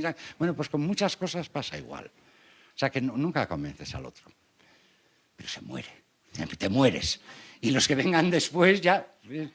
Yo por eso insisto que vengan estudiantes y gente joven, porque serán ellos los que cambiarán el mundo, nosotros no. Bueno, la frase esta es una frase de Wolfgang Kinselbach, un buen hidrogeólogo. Dice, mira, si tú quieres ganar el premio Nobel era un premio que se daba en el siglo XX para gente que hacía cosas de investigación notables y tal, y se valoraba mucho. Bueno, pues dedícate a bioquímica o a química molecular o cosas de ese tipo. Pero si lo que quieres es salvar al mundo, dedícate a hidrogeología. Porque todos los retos que os he dicho, y he hablado solo de un reto concreto, pero hay muchos, están ahí. Y por eso yo digo que vivimos un momento apasionante, extraordinario, de que ahora por fin está empezando. Yo cuando empecé a dedicarme a esto del agua subterránea, eso es lo de los pozos, eso aquí le importa, eso no se ve, ¿no? Yo creo que ahora empieza a reconocerse que sí, que es importante, y por eso digo, este es un muy buen momento para entrar a trabajar en eso. Y además eso, pues que hay muchos retos, y aquí tengo varias fotos, pues yo qué sé, desde recuperación de humedales, que claro, los humedales vienen del agua subterránea y para recuperarlos tienes que entender el agua subterránea. Esto es las coberturas de residuos. Eso todavía en la mayoría de los sitios ni lo piensan. Los drenajes de minas, los drenajes ácidos. Por cierto, bueno, también tenemos una barrera reactiva para eliminar el hierro. Antes has hablado de la ampliación del Canal de Panamá, pues en general todas las obras subterráneas que haya que excavar vas a tener que hacer ensayos de bombeo y cosas de ese tipo. Aquí estamos, pues eso, muestreando aguas y bichos. Esto es como parte de este otro ensayo para promover la eliminación masiva de nitrato. Estos ensayos los tenemos que hacer conjuntamente con el proyecto de la UNAM. Esto lo de los acuíferos respiran, que otro día con calma les explicaría por qué los acuíferos respiran, o estudiando la descarga de agua submarina de agua subterránea que controla los ecosistemas costeros. Y, por supuesto, hay mucho plan numérico. O sea, que tenemos, pues eso, hace falta microbiólogos, hace falta gente que sepa de hidráulica, hace falta ingenieros, hace falta geólogos. También lo habéis dicho, que es interdisciplinar. Y no sé qué, una de las dos lo ha dicho, lo de la interdisciplinariedad de la hidrogeología, y es no multidisciplinaridad. Y esa es la parte difícil. O sea, a mí no me basta, no es suficiente que trabajar con microbiólogo. Es importante que ese microbiólogo sepa de hidrogeología y para poder comunicar. Yo, por supuesto, tengo que aprender algo de microbiología. La interdisciplinaridad es que yo pueda interaccionar con el otro.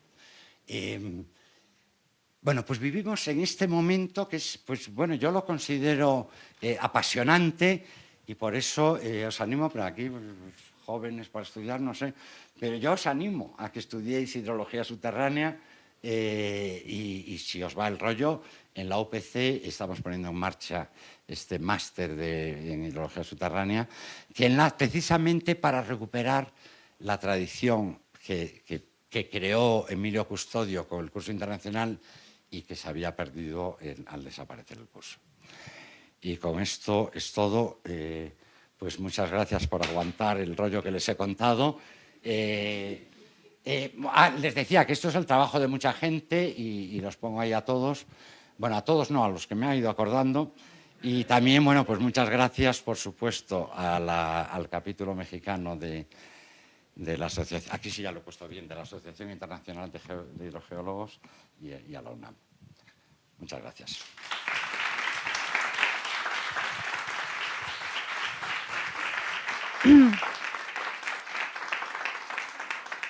Pues muchas gracias, Jesús, por tan inspiradora charla y tan apasionante, con tantas verdades y con tantas ideas, conocimiento, anécdotas y muchas gracias por tu esfuerzo y participación y todo. Se abren un poquito, unos minutitos para preguntas.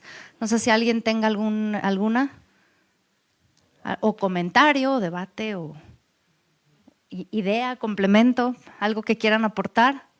¿Sí? Acá vamos a Rocío.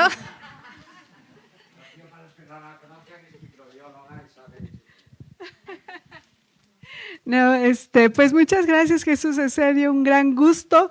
Ya le dije a todos mis alumnos que están trabajando que se tienen que ver tu plática y algo que a mí no deja de asombrarme es que yo tuve formación de bioreactores y cuando me tocó estudiar un caso de una zona crítica y un acuífero somero contaminado con nitrato, dices, como tú, hostia, ¿no? Esto trabaja como un bioreactor de estos que están diseñando en Países Bajos, de estos que ya creemos de alta tecnología y el acuífero lo hace desde hace, o sea, como dices, no estamos inventando la panacea, solo estamos aplicando muchas soluciones que la naturaleza ya tiene, ¿no? Por ejemplo, soluciones basadas en la naturaleza, lo que tanto estamos aprendiendo ahora. Y algo que fíjate que a mí me encantó también, y no sé, por ahí una de las pistas, es que también el acuífero crea una condición físico-química de bioremediación. Por ejemplo, a mí también eso me sorprendió, cómo hacían las pruebas microbiológicas, porque es cierto, ¿no? Nosotros inyectábamos, teníamos un riego con agua residual de alta concentración de Arcobacter, que viene de esos fecales, y en el agua subterránea decían que detectaban unas, pero la verdad es que no eran las ambientales, como tú dices, ¿no? Entonces, ¿cómo un filtro tan potente funcionaba? Y bueno, hay varias pruebas, pero una que me sorprendió mucho es que se crean especies de peróxido. Esa es otra, ¿no? O sea, en verdad sí es un reactor muy complicado, se me hace increíblemente perfecto, ¿no? Del que tenemos que aprender mucho y justo es ver tiempos de residencia, hidrogeología, geología, ¿no? El material, Solo si tiene fracturas, obviamente, pues ya, como dices, cada sitio es específico para algo. Entonces, me gusta mucho lo que presentas. Yo también creo mucho en la recarga de acuífero. Es una de las soluciones. También trabajamos con embalses, porque justamente, bueno, esto es lo que estamos diciendo, ¿no? O sea, ¿cómo va a ser esta visión de los embalses? Esta va a ser una pregunta, exacto. ¿Cuál va a ser la función de los embalses? Porque cada vez se hacen más embalses y justamente como tú decías, ¿hay un evento para los cambios climáticos y el papel de los embalses o es detrimental? Bueno, aquí es donde el discurso que he hecho hasta ahora, todos los ecólogos, muy bien, muy bien. Pero todos los ecólogos están en contra de los embalses y aquí cuando me haces esta pregunta me matas, Rocío, porque yo no estoy en contra de los embalses.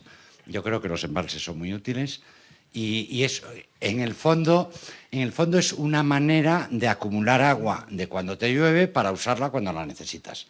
Y es una manera muy eficiente que tiene muchos problemas, o sea que los ecólogos tienen un punto de razón cuando se oponen a los embalses. Tienen muchos problemas, ahora no voy a hablar de ellos, pero yo creo que es una forma de las que tenemos para adaptarnos al cambio climático. Y en particular, y para reducir las avenidas. O sea, la forma más eficiente de reducir el impacto de avenidas es tener un embalse.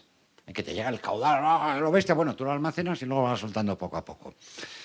Y yo creo aquí muchas veces hay un enfrentamiento entre hidrólogos superficiales y hidrólogos subterráneos. Y yo creo que eso es malo. O sea, aquí lo que tenemos es que la hidrología superficial es la ciencia hermana de la subterránea. O sea, somos hermanos y no puede haber ahí... es absurdo que haya enfrentamiento. Y yo creo que, fíjate lo que decía, uno de los métodos de lo que hablé, de esto que lo hacen en California, el FLOTMAR, y que es súper eficiente, o sea, es magnífico como método y también para luchar. Nosotros lo que queremos es usar eso mismo, pero además para luchar contra la contaminación por nitratos. En el fondo necesitas el embalse, porque la avenida es un día al año. Es un día al año, aunque tú inundes tus campos agrícolas, mucho no vas a poder recargar. Necesitas, hombre, por lo menos un mes o 2 meses, y para eso necesitas el embalse. O sea que yo creo que sí, yo creo mucho en el uso conjunto de aguas superficiales y subterráneas, y para eso los embalses pueden ayudar mucho. Una pregunta. Recuerdo haber oído en algún congreso un comentario del doctor Custodio en el sentido que decía que se iba a morir y no iba a haber ningún acuífero recuperado por los problemas de sobreexplotación. ¿Cómo resolver ese problema? Sí, conste que yo me peleaba mucho con Emilio. Una de las cosas con las que no estaba... Porque él argumentaba en el tema de la gobernanza y de la gestión. Una de las cosas que él creía, y luego voy a decir por qué lo decía él. Él era una persona muy ética. Y ya lo he dicho, era muy buena persona y pensaba que el mundo es así. Ya le digo, no, el mundo no se rige por la ética, se rige por el beneficio, con lo cual olvídate. Pero él decía, no, tú puedes sobreexplotar el acuífero unos años y cuando hayas ya desarrollado tu economía, dejas de bombear. Y digo, bueno, eso no ha pasado en ningún lugar del mundo. Y yo creo, si alguna vez te dijo eso, es que ya poco a poco se fue convenciendo. Yo creo que no va a dejar de bombearse nunca va a dejar de haber sobreexplotación, pero creo que no sería deseable, porque decía, bueno, es que la sobreexplotación es porque es para regadío, y el regadío lo necesitamos. Yo antes he dicho, las 2 grandes aportaciones de la ingeniería de estos clubes que estamos aquí al mundo fueron pues lo de la filtración y lo del regadío. Y la del regadío en parte es con agua de embalse y otra parte un poco menos, pero también es una parte muy importante con agua subterránea. Claro, si dices, bueno, pues no bombeo, no, pues dejas de regar, volvemos a las hambrunas, eso no puede ser. Yo creo que el reto está en convertir al regante en cómplice. O sea, que el regante vea su propio beneficio en decir, no, pues yo recargo y ese agua del acuífero, que en el fondo es mi futuro, pues estoy consiguiendo eso. Esto dicho así queda muy bonito, ¿verdad? Pues todos amiguitos y todo bueno. No siempre es tan fácil. Porque, claro, pues si no tienes lluvias, si no tienes grandes avenidas, no puedes hacerlo. Claro, en cada sitio volvemos a lo mismo. Yo creo que la diversidad social es incluso más grande que la diversidad geológica. En cada sitio habrá que adaptarse, pero lo que sí estoy convencido es que hay que buscar complicidades.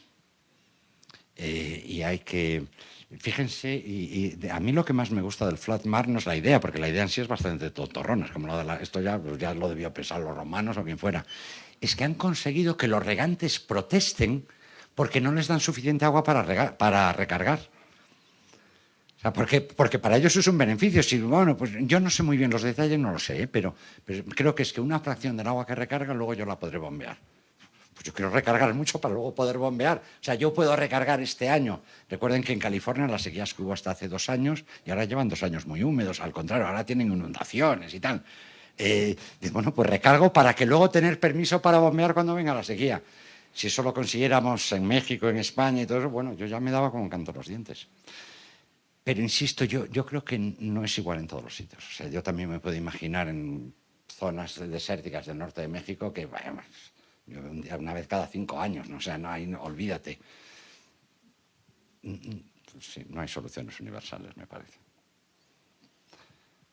Vale, buenas tardes.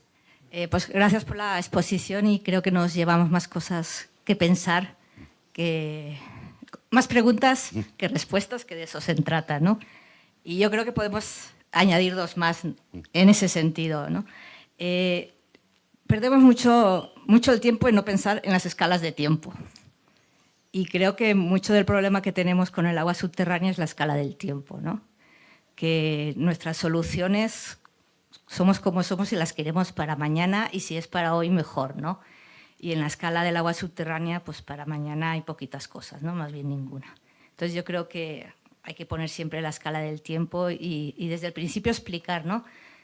No esperes mañana que te lo voy a solucionar, ¿no? Eso hay que insistir mucho en ese tema. Después, otro tema, pues yo creo que aquí, y Antonio no me dejará mentir, hacemos mucha flood-mar en el Valle del Mezquital. No me lo van a negar nadie. ¿No? Pues usamos mucha agua de Ciudad de México, casi toda, ¿no? Del Valle de México, para regar como 3 distritos de riego y recargamos el acuífero a diestro y siniestro y nos salen hasta manantiales donde no hay manantiales, ¿no? Entonces, paséenlo por el flood-mar que tenemos aquí, no hace falta que se vaya a California. Y no, porque es decir, es totalmente inconsciente, pero al final es otro ejemplo, mal, bueno, regular, tal, pero... Y los agricultores protestan por haber construido la planta de Atotonilco, ¿no? Porque hemos trabajado por ahí y dicen, no, esa planta que la quiten, que traía nutrientes, ¿no? Abonamos a lo que acabas de decir. Y ya ahora una curiosidad particular mía, el tema de los microplásticos, ¿no? Se ha puesto ultra de moda, ¿no? Aquí en México ya se está analizando microplásticos en agua subterránea, en Ciudad de México ya aparecen por ahí. Pues el filtro, ¿no? Los romanos ya sabían cómo quitar microplásticos.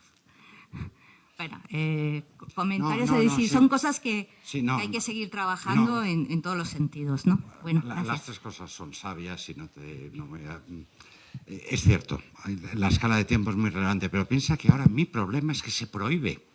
O sea, que yo de momento, tiene razón, esto no se arregla esto se tardará 20, 50 años en arreglarse.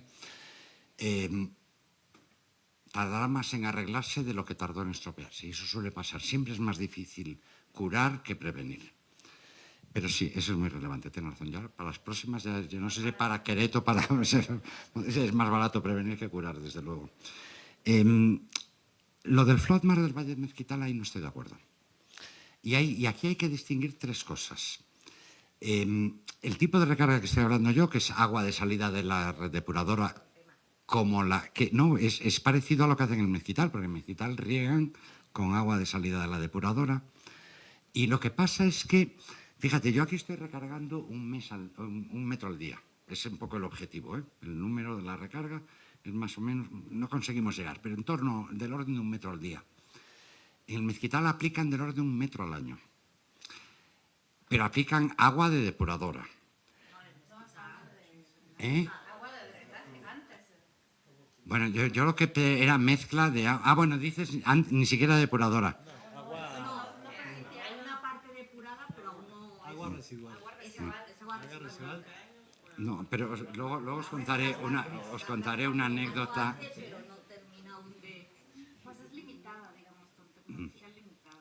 Lo del Flatmar, ellos recargan agua de embalse de lluvia, que traen de los embalses de la sierra. O sea, eso es un agua inmaculada. De hecho, uno de los miedos que hay todavía en España es que, claro, como recargas un agua tan buena, le vas a estar quitando nutrientes al suelo.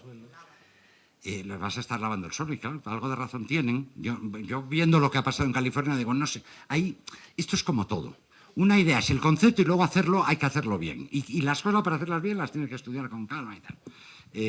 Pero respecto a lo de que los regantes se quejan porque tienen menos nutrientes y la pasa por la depuradora, esto nos pasa a nosotros con los pescadores. No sé si se han fijado que poníamos ahí Cambrils.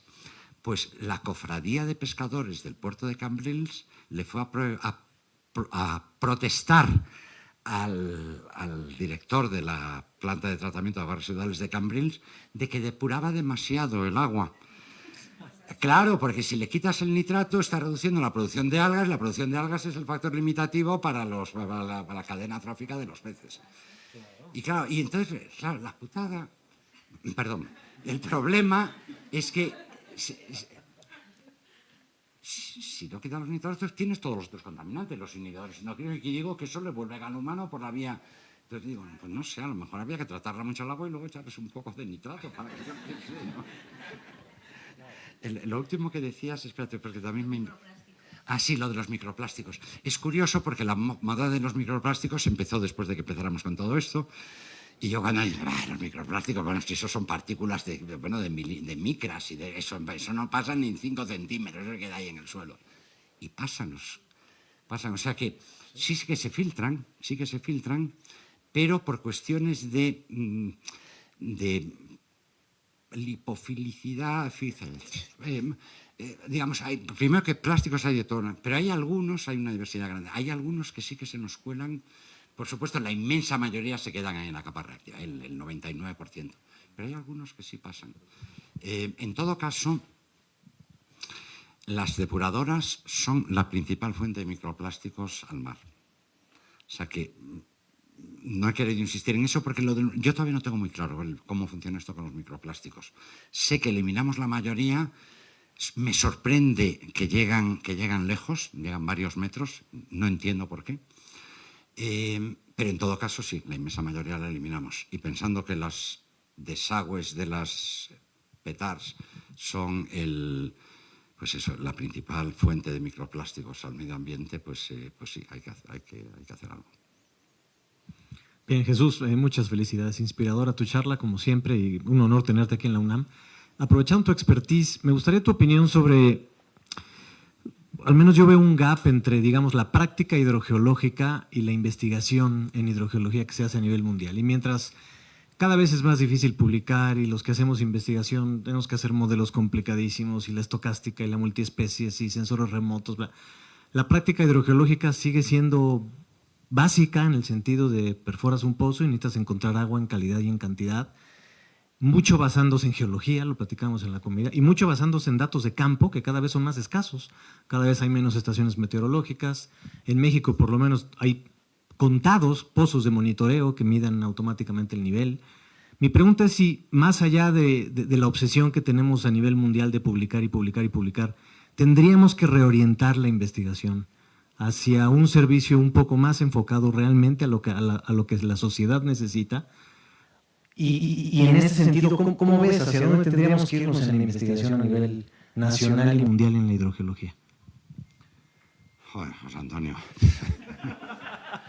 No, a ver, y además es que estando en un ámbito académico y de una institución tan prestigiosa como la UNAM y hablando con el director, o como eso, el DIN, como es el director del Instituto de Ingeniería, pues esto hay que ir con cuidado aquí con lo que se dice. No, pero voy a decir, dicho esto, hecho este paréntesis, sin ánimo de ofender a nadie, sí voy a decir cosas. A favor y en contra de todo. O sea, lo que quiero decir es que en esto, como en tantas cosas, no hay respuestas absolutas. Una de las cosas que más me preocupan es la paranoia con la publicación. Y ya no hablemos con la publicación en Nature and Science, que yo les llamo, no sé si aquí tienen ustedes la revista esta, el Hola. Hola. Vale, pues el Hola de la ciencia son Nature y Science. Y en hidrogeología, ahora ya la verdad es que ya lo empiezan a hacer un poco mejor, pero hace unos años estaban todos mal. Todos los artículos que publicaban en hidrogeología era evidente que estaban mal. Y por lo tanto, pero es el tiempo que nos ha tocado vivir. Nos ha tocado vivir el tiempo de las apariencias, de los fake news, de las narrativas, de las historias. Y claro, el resultado, el problema es a los investigadores se nos evalúa por los artículos que publicamos. Y yo digo, si se nos evaluase por la longitud del lóbulo de la oreja derecha del tal, pues me pasaría todas las noches con un peso aquí colgado para que la longitud del lóbulo... y el impacto que eso tendría sobre el servicio que voy a hacer sería parecido al que sobre la investigación. Posiblemente fuera mejor para la investigación que contarme el número de artículos. Porque ya es que favorece actividades tremendamente tóxicas. En fin, no voy a entrar en estas cosas porque sería, en fin, no toca. Pero dicho esto, claro, yo viví una época, yo recuerdo cuando el primer artículo que me publicaron allí en la escuela, yo era profesor en la UPC antes de ir al CSIC, me saludaba, oye, enhorabuena Jesús, que he visto acá sacado un... Pero los de otras ramas, ellos lo había publicado en Water Resources Research y me venían los de estructuras y tal, se sabía que yo había publicado un artículo y me daban la enhorabuena. Quiere decir que publicabas un artículo cada 2 o 3 años y eso ya era un logro. Ahora no, ahora tienes que publicar varios al año si quieres estar ahí en el... Entonces, eso, insisto, es tóxico. Claro, lo bueno que tenía lo otro es que yo tuve la suerte de trabajar en muchos proyectos aplicados, muchas cosas así, y eso me ayudó mucho también a... Pues lo has dicho tú, no sé dónde lo habrás sacado eso, pero es cierto, yo muchas de las cosas que he hecho de investigación han estado motivados por problemas que me encontré en la práctica y de, bueno, esto no es como me lo contaron, o sea que es importante la práctica. Pero volver atrás es difícil. Pero en todo caso había un elemento negativo y es la competencia desleal. Claro, decir, a mí me paga el sueldo de la universidad. Si tú eres la que me está contratando este estudio, yo lo puedo hacer más barato que una empresa consultora que se lo tiene que pagar todo. Entonces, y ahí las fronteras son muy, muy, muy delicadas. Por eso yo a lo que tendía ya últimamente, porque alguien me lo hizo ver y dice, Jesús, sí, pues tú estás haciendo esto es el trabajo que le está haciendo. Yo, bueno, uno se pone en la defensiva, no, pero yo hago cosas que ninguna otra empresa puede hacer y tal. Pero la realidad, déjate de historia, sí, bueno, puede que en algún proyecto sí, pero hay otros muchos que en el fondo estás compitiendo con la empresa. Y yo creo que ahí el reto, por eso me gusta lo que estáis haciendo con el instituto. Bueno, oye, pues vamos a colaborar. Yo hago de lo que yo sé, tú haces de lo que tú hagas. Espero que todos aprendan unos de los otros. Y no es una cuestión de vamos hermanitos todos aquí, vamos a ser amiguitos y tal. Es que la universidad tiene que aplicar, primero, para que su investigación sea socialmente relevante. Segundo, para que lo que explicas como profesor esté próximo a lo que es la praxis.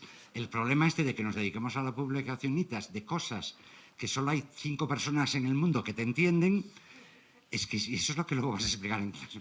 No sé, o sea que, pero arreglarlo no es fácil, ¿eh? Pero tú estás en una ingeniería y tienes suerte. Yo estoy en una institución que es puro científico, ¿eh? Ellos siguen pensando en el Nobel, no piensan en arreglar el mundo. Y eso es... yo cada vez que digo esto que lo de tanto énfasis en publicación es tóxico, me miran como un bicho raro. Bueno, pues si no hay ninguna otra pregunta ni comentario... Esto no lo estaríais grabando, ¿verdad? Esto último... Sí, vamos a hacer reels con esta última parte. Sí, esto... No te lo dijimos. Borrarlo.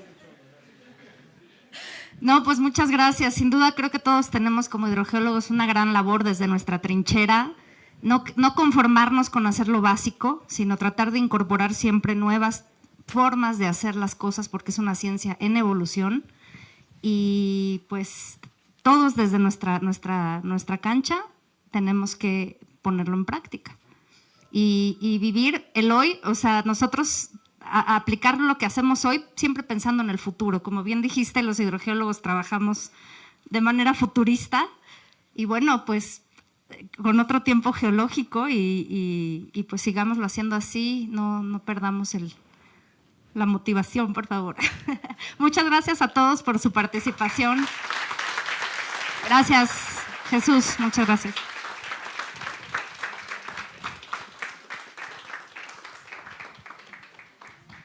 Los invitamos a un convivio aquí afuera, para que no se vayan. Gracias.